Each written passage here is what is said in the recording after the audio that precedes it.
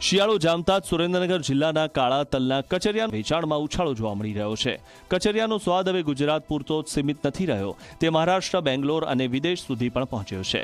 કચરિયું ખૂબ જ પૌષ્ટિક માનવામાં આવે છે અને એમાં પણ સુરેન્દ્રનગરનું કાળા તલનું કચરિયું તો પ્રખ્યાત છે। કચરિયું શરદી, કફ, ઉધરસ જેવા સિઝનલ રોગો સામે રક્ષણ આપે છે। સુરેન્દ્રનગરમાં વેપારી દીઠ દૈનિક અંદાજે 650 થી 700 કિલો કચરિયાનું વેચાણ થાય છે। તલમાં અને ગોળમાં થોડો ભાવ વધારો થયો છે। તલમાં ખાસો વધારો થયો છે, કિલોએ 50 રૂપિયા કિલો, અને એના કારણે અમે કચરિયામાં કિલોએ 20 રૂપિયા વધાર્યા છે। અને ગરાકીની વાત કરીએ તો ગરાકી ગઈ વર્ષ કરતાં આ મૂડી વધારે સારી છે। આયુર્વેદિક પ્રમાણે આ બધું ખાવાનું બહુ પસંદ કરે છે અને લોકો તો ખાય છે, પરંતુ જે બહાર ગામ, જે સુરેન્દ્રનગર લીંબડીની બહાર રહે છે, વડોદરા છે, અમદાવાદ છે, સુરત છે અને ગુજરાતની પણ બહાર મહારાષ્ટ્ર છે, પૂના છે, બેંગલુરુ સુધી પણ લોકો તેમના સગાવાલા સુધી આ કચરિયું પહોંચાડી રહ્યા છે।